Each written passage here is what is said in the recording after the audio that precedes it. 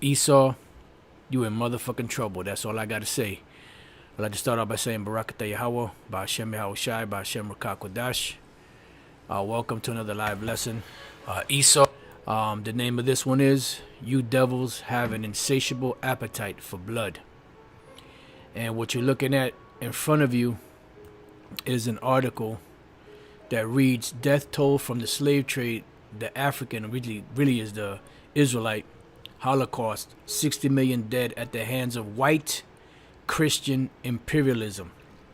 So much for your plantation Christianity, you know. And you goddamn devils out there, you have benefited from this, man. Especially you devils that's pushing that Christian doctrine bullshit, that plantation Christianity. You have benefited off the backs, you know, the sweat, blood, and tears of the so-called Negroes, that which are the tribe of Judah that were brought to this country. Then you had the tribe of Benjamin and the tribe of Levi that were brought down to the Caribbeans and different places in the Americas.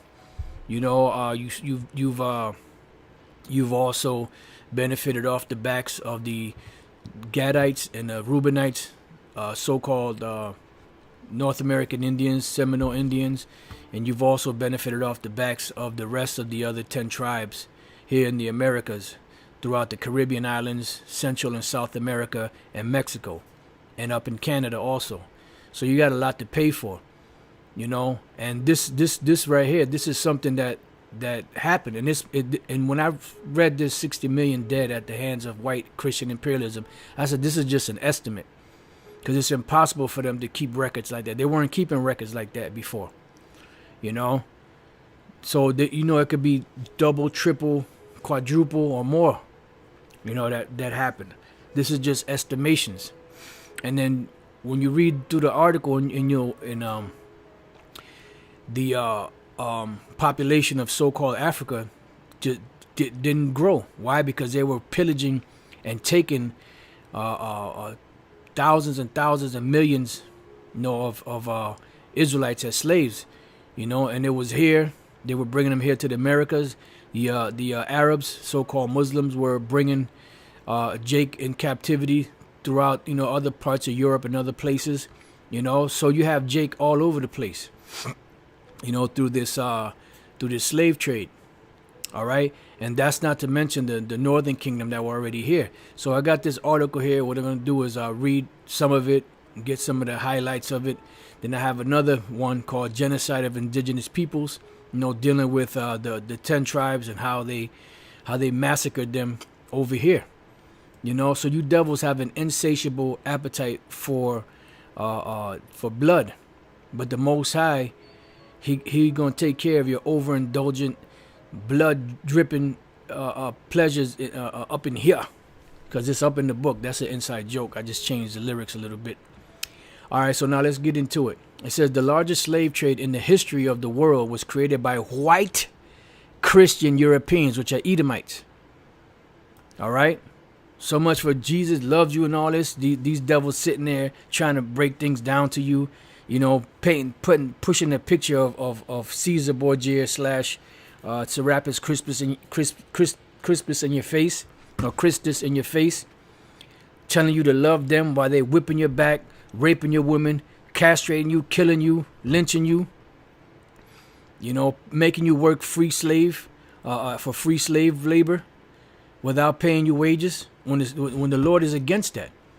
Let's go real quick to the book of Malachi. I believe that's Malachi 3 and 5, if I'm not mistaken. Malachi 3 and 5, it says, And I will come near to you to judgment, and I will be a swift witness against the sorcerers, because America was set up under sorcery, under witchcraft, and against the adulterers, and they are adulterers because they would allow Jake to get married and then go rape their wives.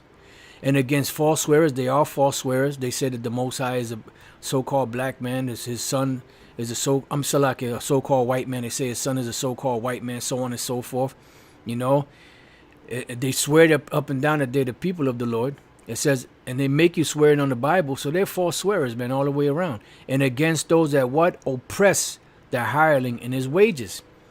The widow and the fatherless, and turn aside the stranger from his right, and fear not me, saith the Lord Yahweh Shemel Shai of hosts.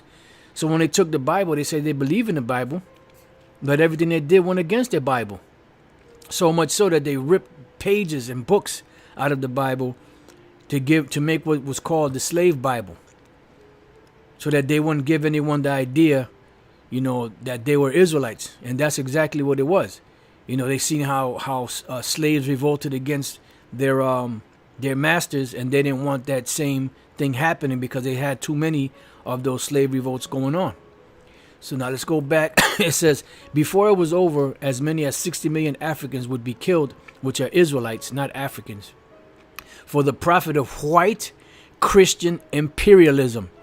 And that's where you get that white privilege, and that's what it's all about. As long as Esau can tell a story and be on top, then you can come and rub elbows with him, so to speak. And that's why they're the ones that control,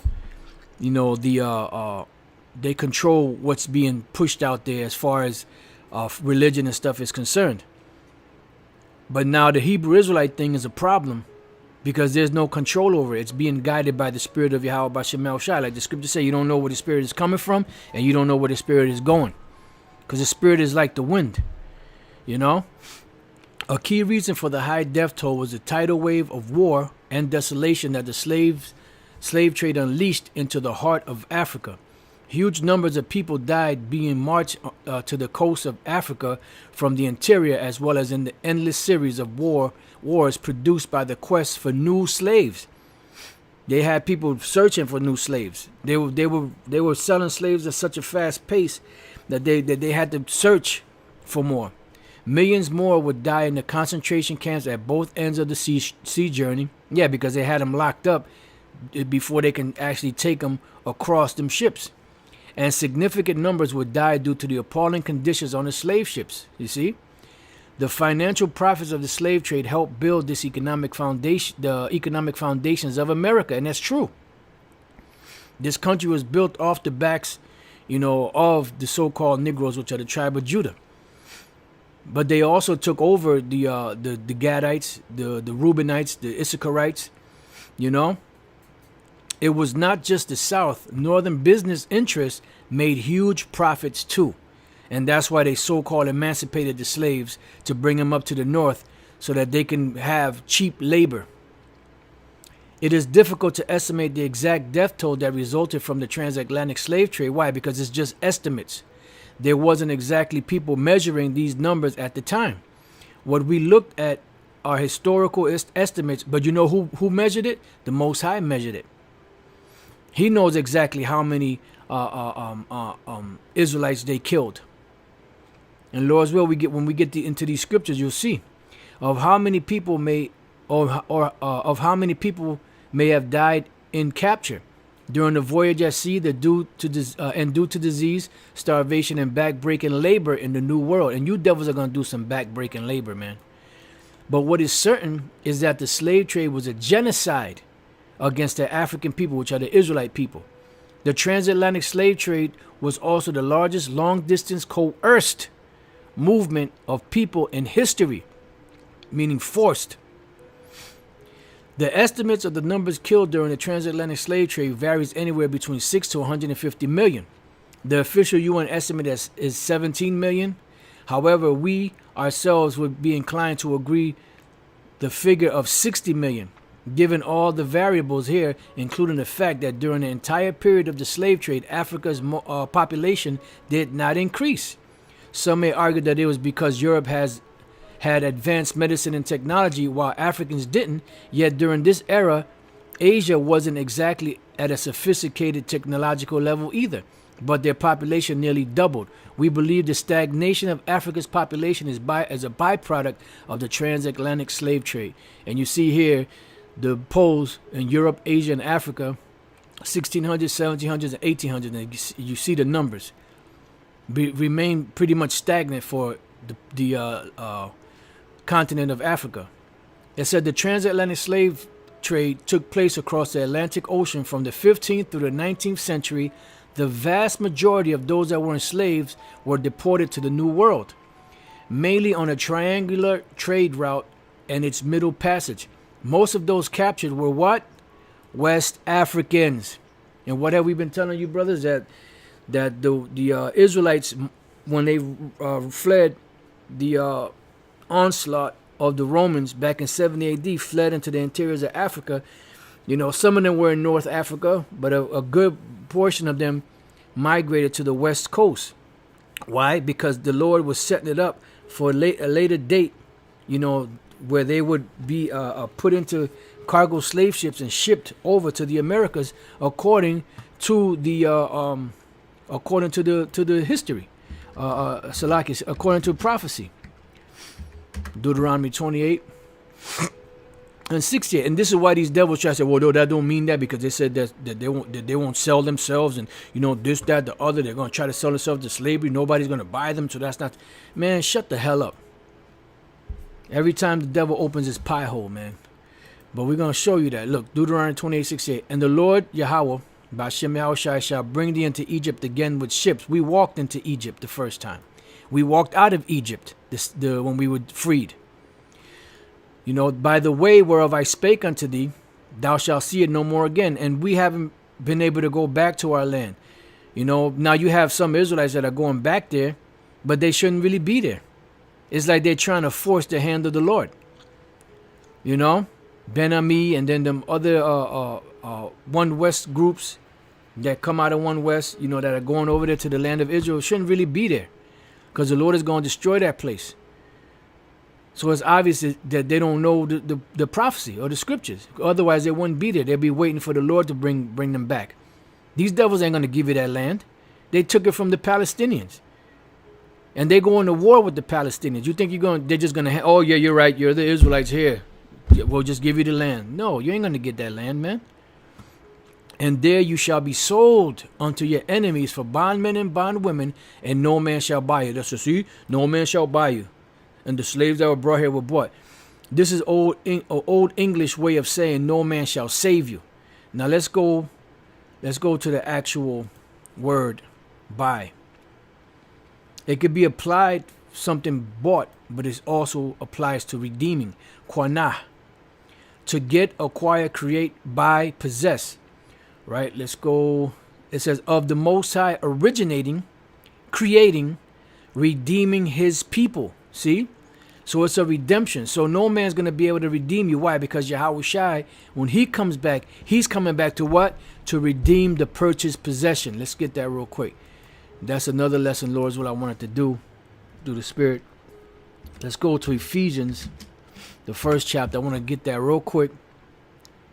Ephesians 1 and 13. In whom ye also trusted, after that you heard the word of truth, the gospel of your salvation, in whom also after you believed, you were sealed with that Holy Spirit of promise.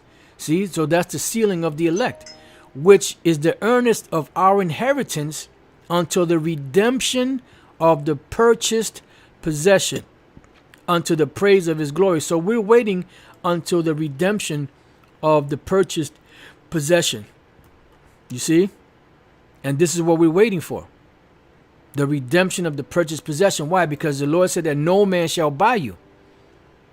No man's going to save you. And when you read in Deuteronomy 28, I believe there's either one more time or two more times where it says the same thing, but it uses a different Hebrew word. No man shall save you.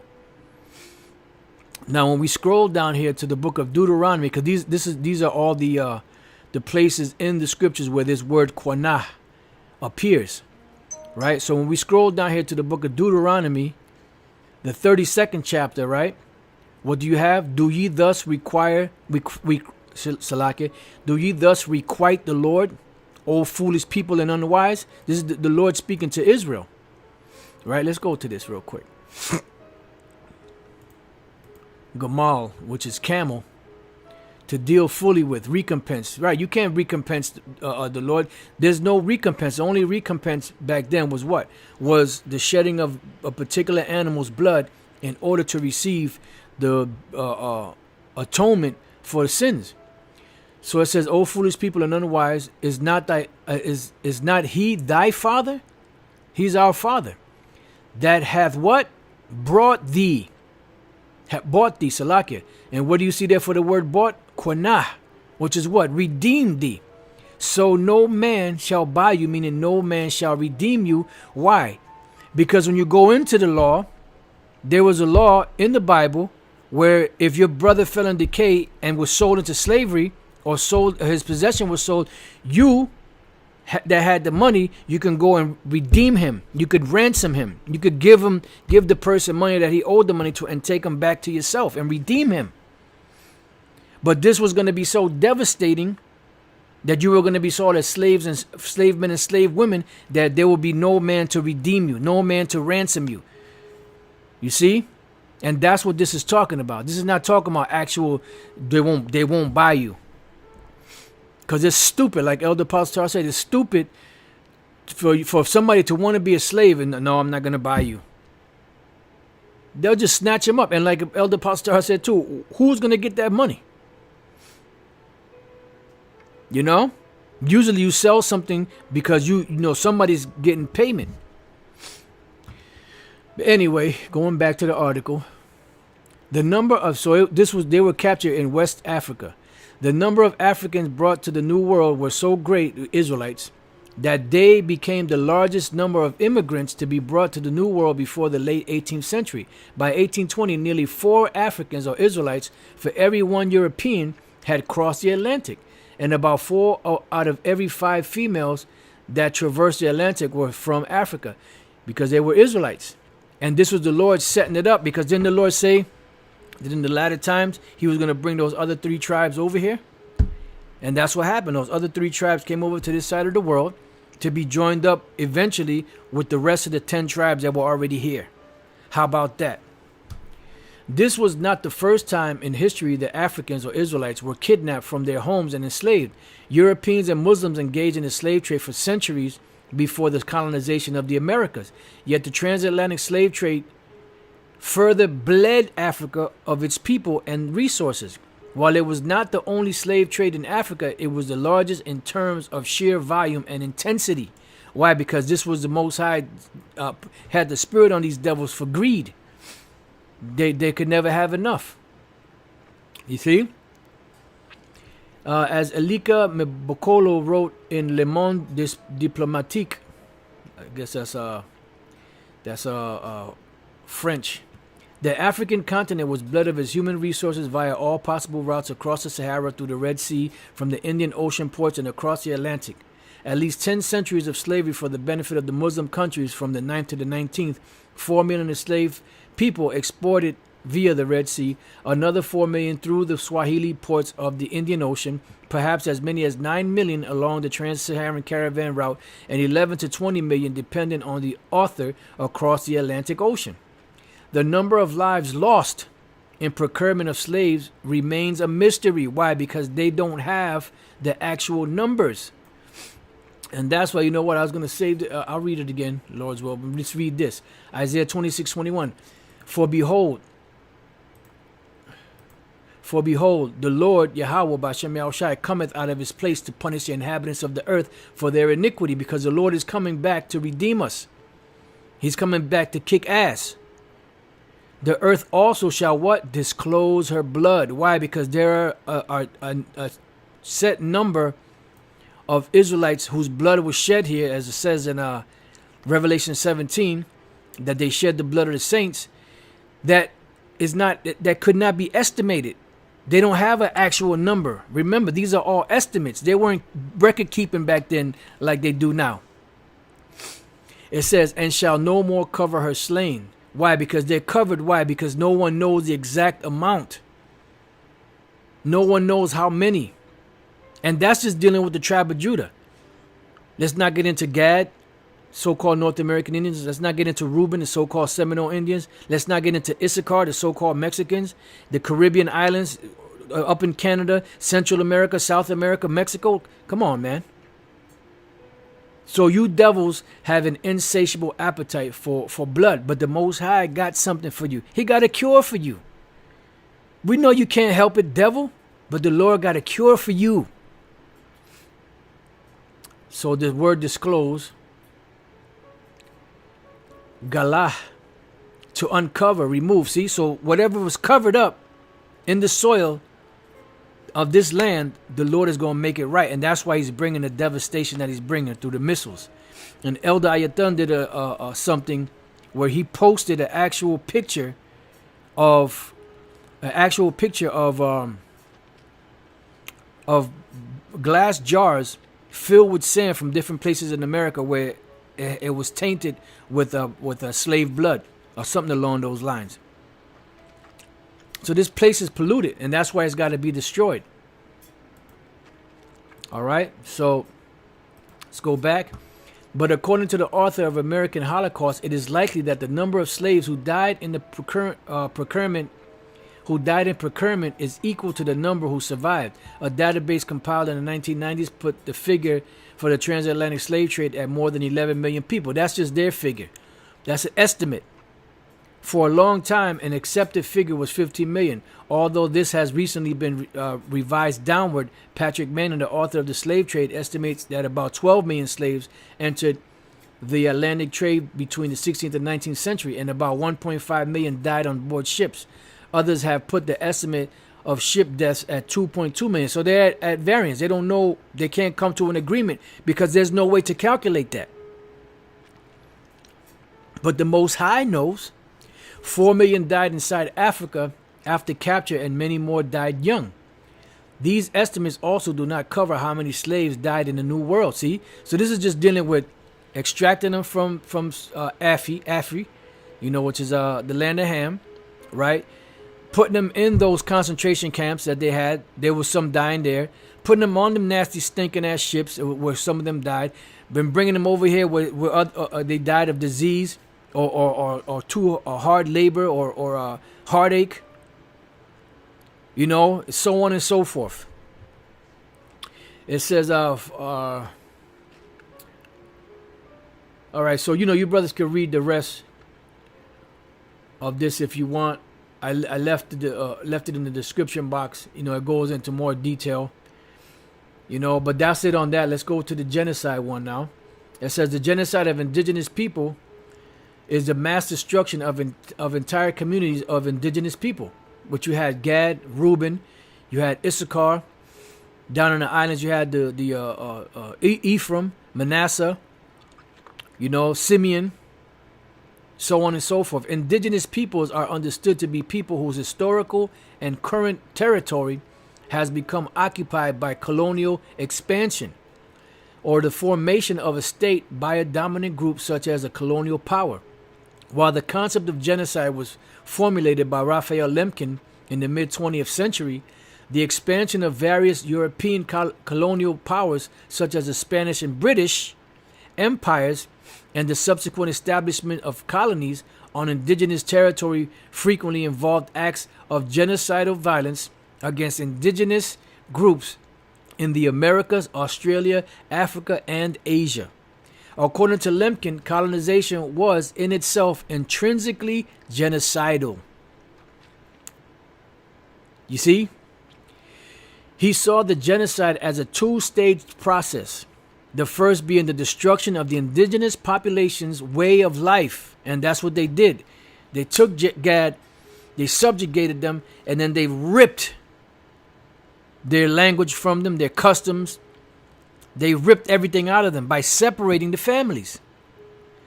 It says in the second stage, the newcomers imposed their way of life on the indigenous group.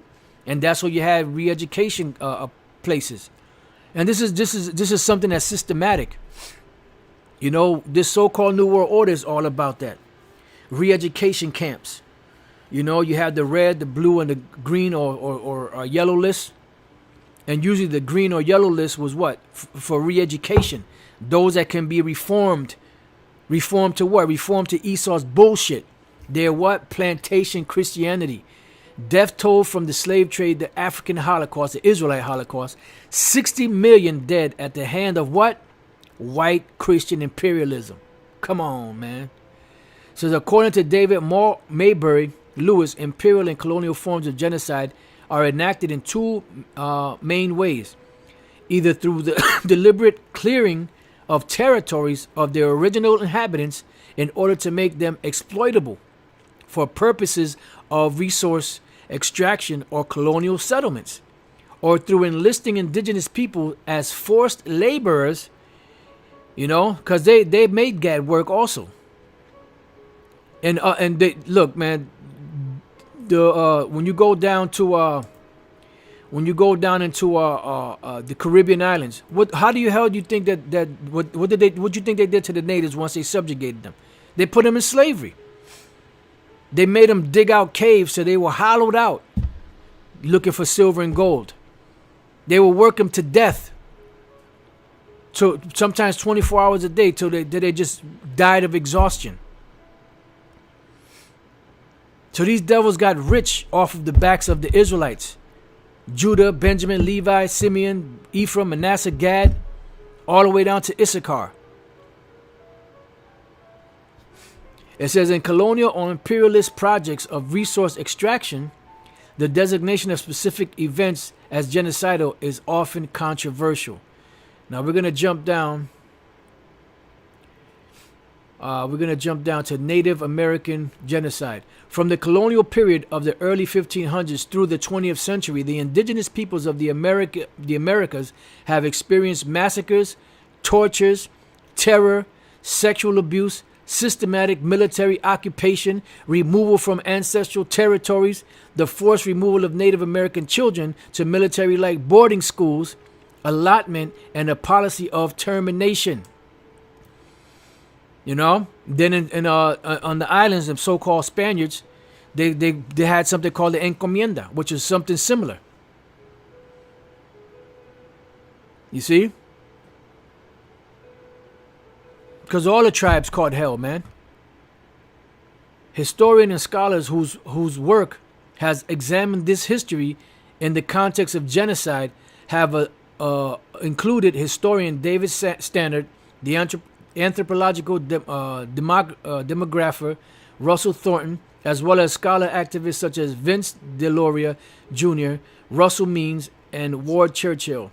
Stannard compares the events of the colonizations in the Americas and the definition of genocide in the 1948 UN Convention, and writes that in light of the UN language, even putting aside some of its looser constructions, it is impossible to know what transpired in Americas during the 16th, 17th, 18th, and 19th centuries, and not to conclude that it was genocide. That's exactly what it was, genocide. They were killing them. They were killing our ancestors. They were dropping like flies. They were shedding their blood, man. And there's so much history that it's impossible to cover everything. And that's just what's known. What we don't know, the Lord knows. And He's going to reveal it in His time. But we have more than enough evidence that this devil has an insatiable appetite for blood. And the Lord's going to deal with him. He got the cure for you. He got the cure for you, E. Thornton describes as genocide the direct impact of warfare, violence, and massacres, many of which had the effect of wiping out entire ethnic groups. Political scientist Gunter Louis says that even if up to 90% of the reduction in the Indian population was a result of disease, that leaves a sizable death toll caused by mistreatment and violence. And that's just a hypothetical question, point of view.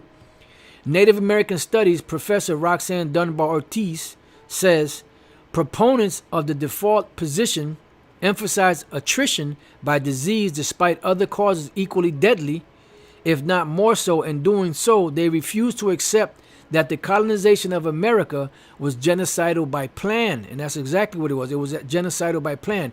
Not simply the tragic fate of the population lacking immunity to disease. And what does the Lord say? Let's go to Colossians 3:25. It says, "But he that doeth wrong shall receive for the wrong which he hath done, and there is no respect of persons." Galatians 6:7. "Be not deceived, the Most High is not mocked, for whatsoever man soweth, that shall he also reap."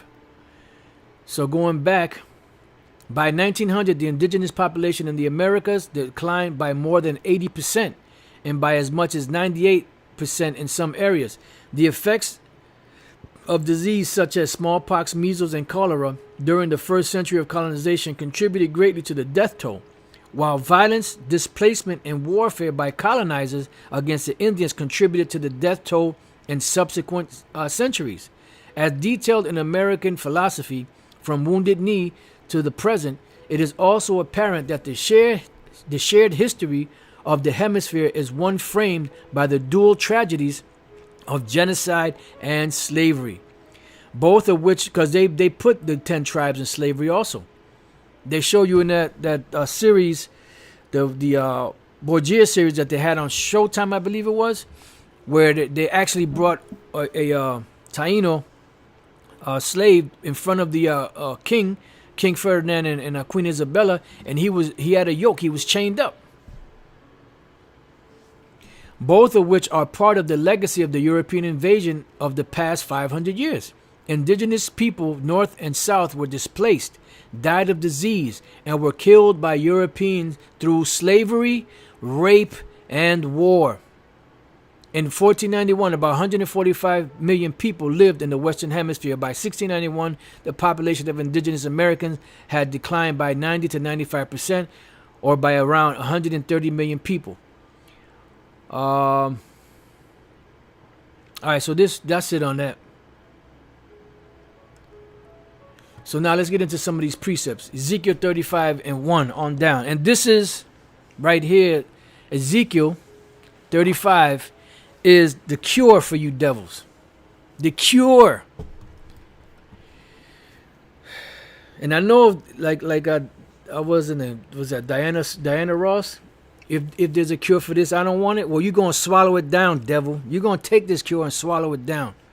Ezekiel 35:1. Moreover, the word of the Lord came unto me, saying, Son of man, set thy face against Mount Seir and prophesy against it. Now, it's not talking about the actual mountains in Mount Seir. It's talking about the people that were inhabiting that land. And where are they at now? They're here in America. Because you could say America is Mount Seir. Mount Seir was a range of mountains that looked like hairs on a person's arm. America today, all these different cities, they have skyscrapers that are reminiscent of the caves. Down in Mount Seir, the land of Edom, in the Caucasus Mountains, and wherever these devils were in the mountains at. Because they like that comfortable atmosphere. It's in their spirit to be high up at high altitudes like that. Jake has a problem with heights. They look down and oh, Lord, you know? It said, and prophesy against it, and say unto it, Thus saith the Lord power, behold, O Mount Seir, I am against thee. So a mountain also represents a government. So the government of America, which is representative of Mount Seir, the land of Uz, Basra, Babylon the Great, Nineveh, so on and so forth. And I will stretch out mine hand against thee, and I will make thee most desolate. And this is not talking about the actual land, because the actual land, there's still people that actually inhabit those lands, that still go out there for sightseeing. But when America's totally annihilated and taken out, there's not going to be nothing left here. It's going to be totally and most desolate. I will lay thy cities waste, see? And thou shalt be desolate, and thou shalt know that I am the Lord, Yahweh B'Shem El Shai, because the Lord is coming to deliver us. That's why no man will be able to buy us. No man will be able to help us. Because thou hast had a perpetual hatred. Let's look up this word, perpetual. You had a perpetual hatred. Iwalam, which is an age, or a constant, or an everlasting hatred. Long duration, antiquity. It goes back to antiquity.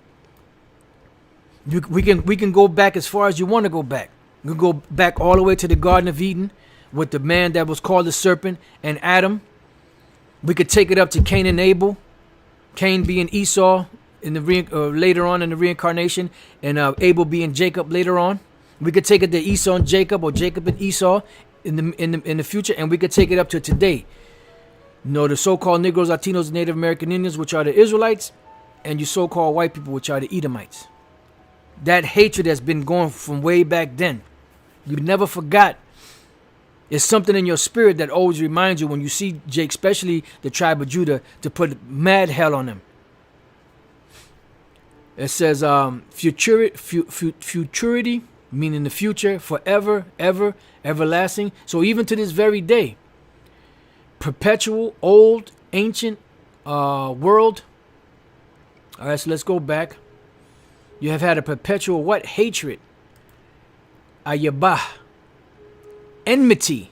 Hatred. What did the Lord say? Did he not say, hold it now. Let's go to Genesis chapter 3 and 15.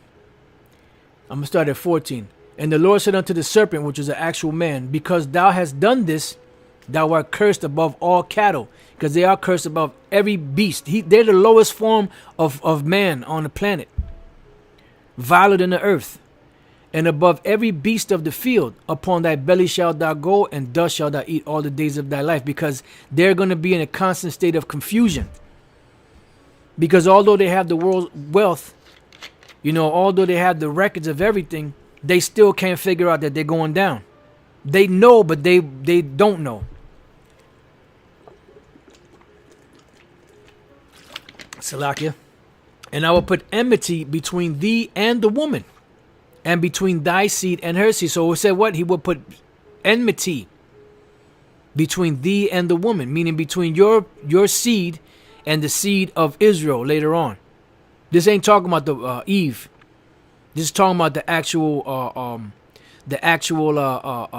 Israelites that will come later on. And it began with what? With Cain and Abel. Because when Adam planted his sperm in Eve, the children that came out of that came what? They came out fighting against each other. Especially when you bring it up to date during the time of Jacob and Esau. It says, and between thy seed and her seed, it shall bruise thy head, and thou shalt bruise his heel. So the Lord says he's going to put an enmity. So you had a perpetual enmity and hatred. Why? Because it goes all the way back to antiquity.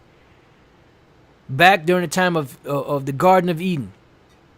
The serpent seed and the sons of God's seed, which came out of, the serpent seed came out of the serpent, which is an actual man, and the children of God came out of Adam's loins.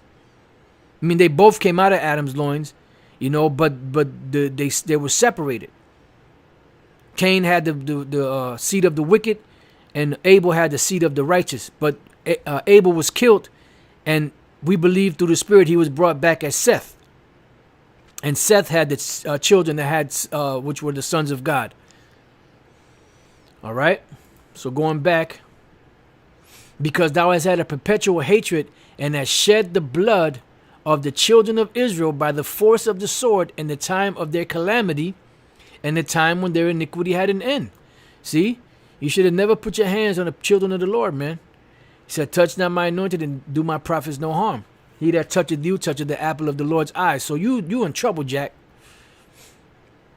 Therefore, as I live, saith the Lord Yahweh B'Shem Yahushai, I will prepare thee unto blood. Let's look up the word prepare. Prepare, Aisha, to make, to do, fashion, accomplish, make. Now, what does that bring to mind?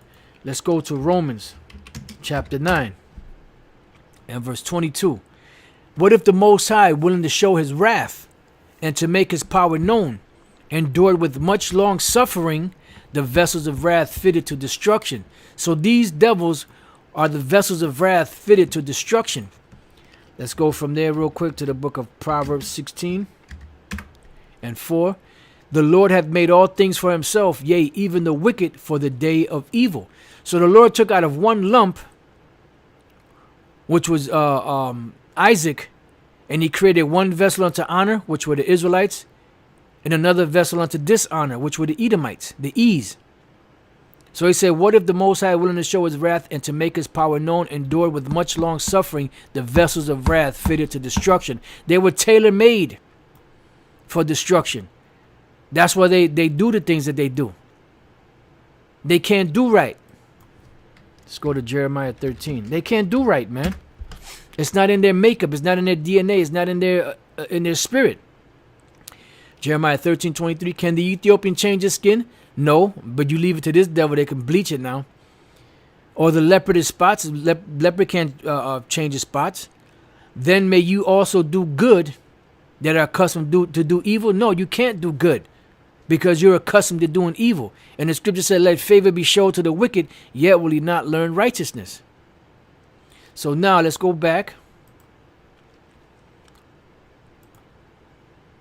So the Most High said he's going to prepare you for blood. And blood shall pursue thee. See, now you're being pursued by blood. That's why there's so many deaths among Esau now. But that's just the beginning. Wait till America, Babylon the Great goes down, when the Lord destroys it, and we get your ass in slavery, and when the Lord gives you into our hand in slavery, then you're really gonna feel the wrath of the Lord upon you. Salaki for a minute. You're really gonna feel it then. So blood is gonna pursue you. Because you shed the blood, you salivated at that moment. You know, you were happy. You jumped up for joy. You and the other nations, but especially you. Sith thou hast not hated blood, even blood shall pursue thee. So you're gonna have blood pursuing you. So from generation to generation, that blood that you kill is always pursuing you. But you haven't paid for it yet. You see? You got to pay for it because it still went unanswered. So the word for pursue, radap, to be behind, follow after, pursue, persecute, run after. So it's going to be behind you like a shadow. I don't give a damn how fast you are. I don't give a damn how good you can juke somebody on the football field. You can't escape your shadow. Your shadow's always going to be there if you're running, you know. You can't outrun your shadow. So that blood is going to be on your ass like a shadow until you pay. To pursue, put to flight, chase, dog, attend closely upon. So let's read that again. Therefore, as I live, saith the Lord power, I will prepare thee unto blood. You're being prepared unto blood, and blood shall pursue thee. So if thou hast not hated blood, even blood shall pursue thee. Thus will I make Mount Seir most desolate, because America will be most desolate. It's going to be uninhabited except by desert creatures, unclean animals, and cut off from it him that passeth out and him that returneth. Why? Because you devils are going to be cut off. You'll never rise again. You'll never put your face on another coin or dollar. You'll never put your name on any land ever again. You're finished, through, done. And I will fill his mountains with his slain men, and thy hills and in thy valleys. And you know what this reminds me of? Let's go real quick to Isaiah 34.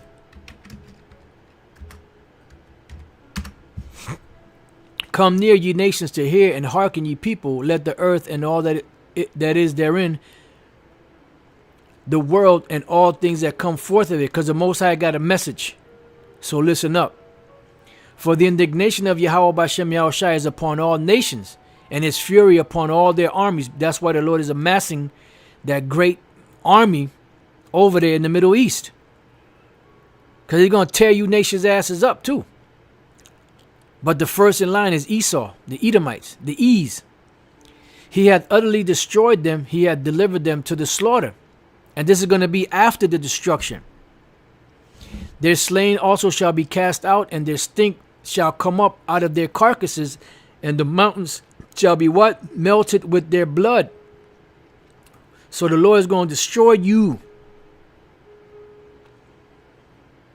Esau, the nations, and all the hosts of heaven shall be dissolved, and the heavens shall roll together as a scroll. So here in America, when the missiles hit, you're going to see what they call mushroom clouds,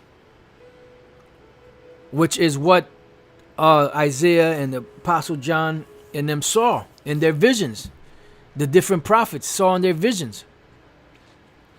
And all their hosts shall fall down as a leaf falleth off from the vine. Because you see the leaf, you know, when the wind blows, a leaf just falls off. And as a falling fig from the fig tree, you know, when fruit is ripe, they fall off the tree. For my sword shall what? Shall be bathed in heaven. Behold, it shall come down upon Idumea, and upon the people of my curse to judgment. So the Most High has got a beef with Esau, with the E's. All right? And Yahushua, the first person he's coming to visit is E. Tells you that in Isaiah 63:1. The sword of the Lord is filled with blood. Remember, since you don't hate blood, blood shall pursue thee. It is made fat with fatness and with the blood of lambs and goats. That represents your military men. With the fat of the kidneys of rams, for the Lord hath the sacrifice in Basra. See, so America is also known as Basra, and a great slaughter in the land of Idumea. So America is going to be totally devastated and annihilated. It says, and the unicorn shall come down with them, and the bullocks with the bulls, and their land shall be soaked with blood. Whoo, hot damn. It's going to be a great soaking. And their dust made fat with fatness. For it is the day of the Lord's vengeance, and the year of recompenses for the controversy of Zion. Whoo. That's your ass, Esau. That's your ass, boy. Boy, that's your ass. So let's go back. Ezekiel 35 and 8.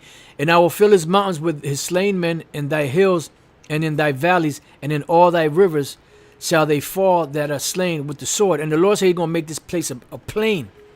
So everything you see are all the high-rising buildings and bridges and mountains and hills and all that. It's all going to be laid flat by the missiles. You know? It's the sweet one. Inside joke. I will make the perpetual desolations. See? When this place goes down, it's going to be perpetual desolation. No one will ever inhabit this place ever again. Tells you that in the book of Isaiah 14, Jeremiah 50, Jeremiah 51. And thy city shall not return, and you shall know that I am the Lord Yahweh B'Shem Yahushai. As we read in Isaiah 34. So your cities are not going to return. Because you said you're going to rebuild, right? But the Most High said, you shall rebuild, but I'm going to throw down. So the Lord's about to throw down now. He's about to knock this castle of sand down. Because castles made of sand fall in the sea eventually. That was Jimi Hendrix. Because thou hast said, these two nations and these two countries shall be mine, and we will possess it, whereas the Lord was there. Therefore, as I live, saith the Lord Yahweh B'Shem Yahushai, I will even do according to thine anger and according to thine envy, which thou hast used out of thy hatred against them. See, this was hatred, man. The slave trade, that was total hatred. And even after the so-called slaves were freed up, you still were lynching them, giving them a hard way to go, even to this day. This was straight up hatred, this genocide that you've caused upon the people of the Lord, the controversy of Zion. Look at this. This is a picture of a devil smashing a baby against a wall. And another devil that hung 13 Taino, men and women, and lit a fire under them. And here you got them butchering, hacking them. You got to pay for all this, man. You got to pay for all of this, dog. This is not going to go unpunished.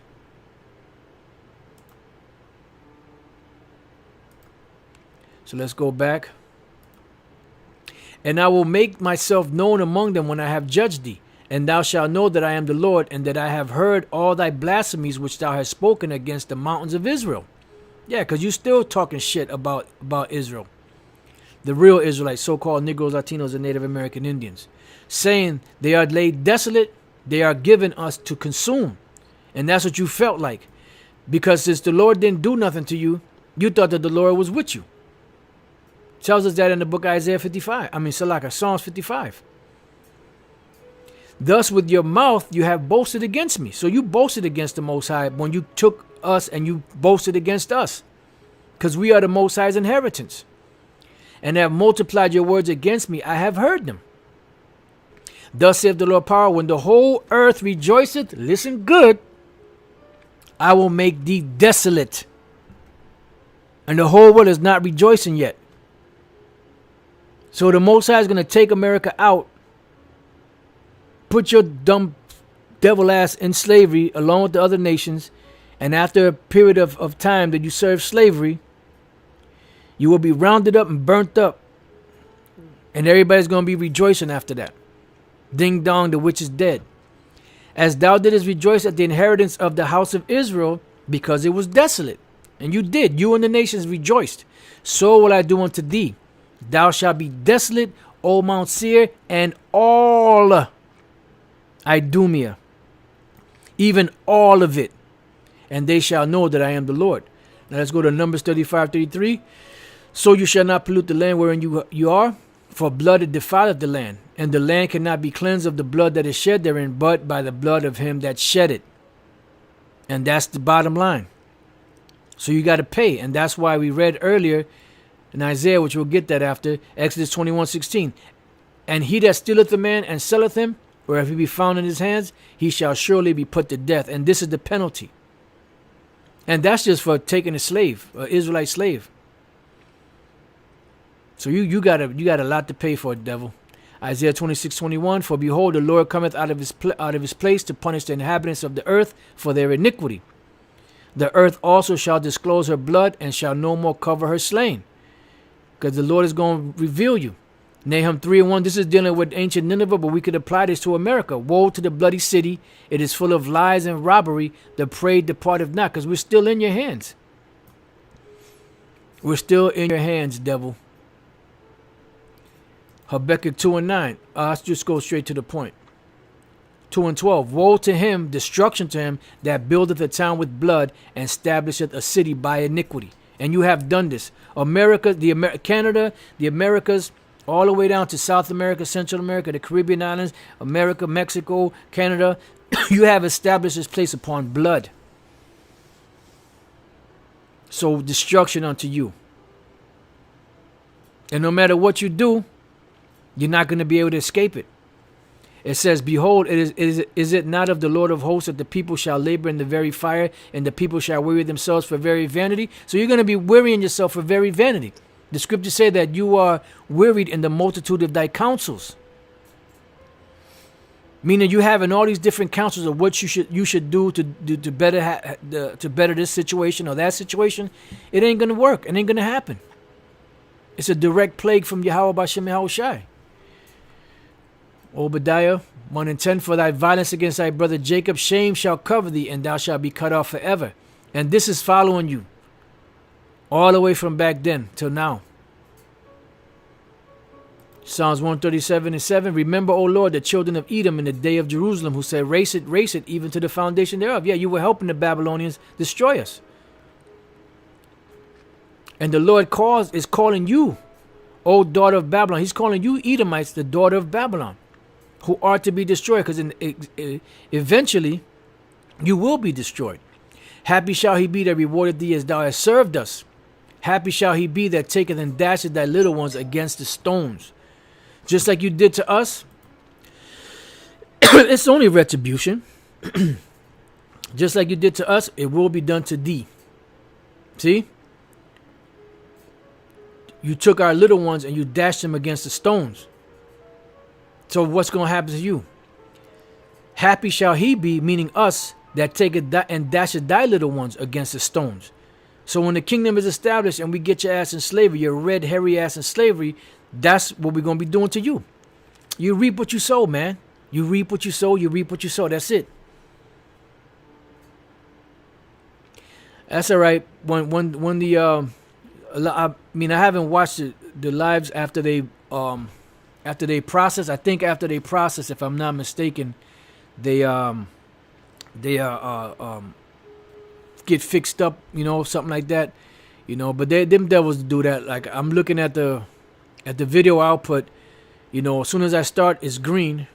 Then as soon as I start speaking, not too long after that turns yellow, then red. And most of the time, during the stream, is always red, in the red. Sometimes it'll go back to green, but mostly it's in the red. But I think after it processes, if I'm not mistaken, it'll fix everything up. They're doing it on purpose. That's why they locking down on everything. But that's all right. Let them be the devil. All right. So pretty much, we could end it there. This has been you devils having an insatiable appetite for blood, but the Lord is going to deal with you. So with that, I pray that you brothers have been edified. Until the next time I say, Shalom. And he that stealeth a man and selleth him, or if he be found in his hands, he shall surely be put to death. And this is the penalty. And that's just for taking a slave, an Israelite slave. So you got a lot to pay for it, devil. Isaiah 26:21. For behold, the Lord cometh out of his place to